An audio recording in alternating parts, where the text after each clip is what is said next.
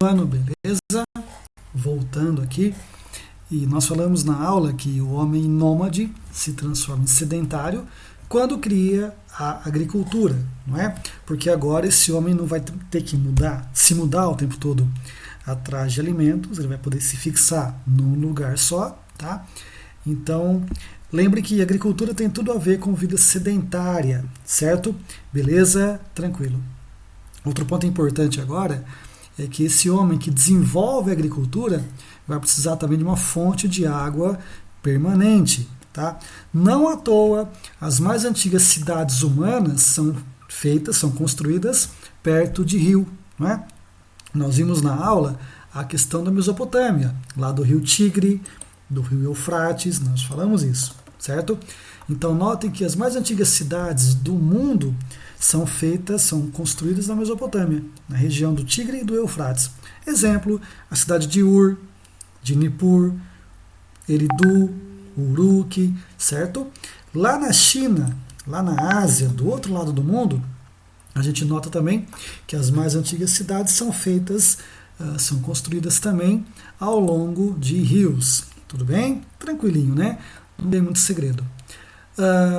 E por que isso? Porque é importante que esse homem tenha uma fonte de água permanente que vai suprir a sua necessidade desse elemento vital, e a água é usada também na agricultura. Ou seja, só se pode pensar em cidade antiga quando a cidade estiver próxima a rios. Vejam a imagem com um exemplo importante lá do Egito, né, onde nós temos o rio Nilo, e onde foram feitos canais de irrigação que levam a água do Nilo para o interior da cidade, para servir aos homens, não é? E para servir também para a agricultura. Ou seja, não dá para pensar em cidade antiga sem pensar em fonte de água permanente. Legal? Agora, associem também essa agricultura antiga, feita próxima a fontes de água, ela vai gerar um excedente, ela começa a produzir muito, então começa a sobrar alimentos, começam a sobrar produtos na área da agricultura. Esse excedente começa a dar origem a um comércio. Então o produtor, né, vai trocar o excedente da sua produção por algo que ele ainda não tenha. Então, junto com o comércio, vão surgir também os trabalhos específicos, ou seja, o trabalho do artesão, o trabalho dos construtores, o trabalho dos escribas, tá? Que eu falo daqui a pouquinho. Então vejam que a vida social ou a vida sedentária transforma as sociedades, né? Transforma a vida desse homem antigo. Tudo bem? Tranquilo, né? Outro ponto importante também é a invenção da roda, aí por volta de uns 5.000 anos mais ou menos. Nós falamos que no caso do fogo, o fogo não foi criado, ele foi domesticado, tá? A roda não. A roda é uma invenção tipicamente humana, que vai facilitar o transporte de mercadoria, o transporte de carga, o deslocamento humano. Tudo bem? Tranquilo, né? Vejam na imagem de baixo aqui, ó, nós temos artesãos, na primeira imagem fabricando o pão, e na segunda imagem provavelmente fabricando cerveja, tá? Legal. Em paralelo a tudo isso, a gente nota que era importante para esse homem se defender. Então esse homem antigo vai criar técnicas de combate, certo? E vai dominar o uso do metal na construção de instrumentos de guerra, de armas para guerra. Então notem que era importante para esse povo antigo se defender de inimigos e atacar os seus inimigos. Tanto é que as cidades antigas a maioria vai ter uma muralha de proteção feita em volta dela. Tudo bem?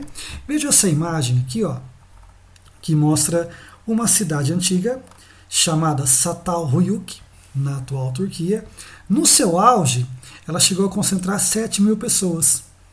Onde hoje é o Iraque, havia a cidade de Uruk, que chegou a ter mais de 50.000 indivíduos. Tá? Isso por volta de uns 5.000 anos no passado, mais ou menos. Então percebam que as cidades estão crescendo, estão se desenvolvendo, certo? E é importante que haja um líder para guiar esses povos. Então o antigo líder tribal se transforma aos poucos em governante.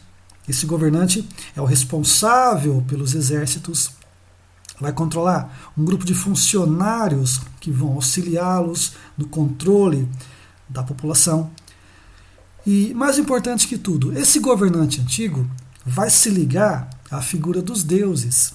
Então todo governante antigo era um líder político, mas era também um líder religioso e militar.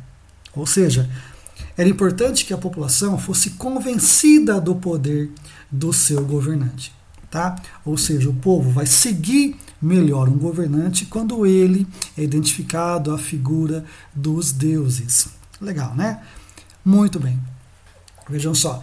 Agora, manter um corpo de funcionários trabalhando, manter exércitos, isso para o governante é muito caro. De onde é que vai sair a grana? Tá? A grana, quem vai pagar é o povo. Então, todo governante antigo começa a cobrar tributos, ou seja, impostos do seu povo, para poder administrar o seu território, certo? Para controlar esses impostos, pagos em produtos ou em moedas, surge a figura do escriba, um especialista que dominava a arte da escrita. Tudo bem? Vejam aqui, na imagem, a escrita cuneiforme, usada na Mesopotâmia, e a escrita egípcia. Então, para dominar essa arte da escrita, surge a figura do escriba. Tudo bem? A gente volta já já. Por enquanto, é isso aí. Valeu, pessoal. Grande abraço. Tchau, tchau.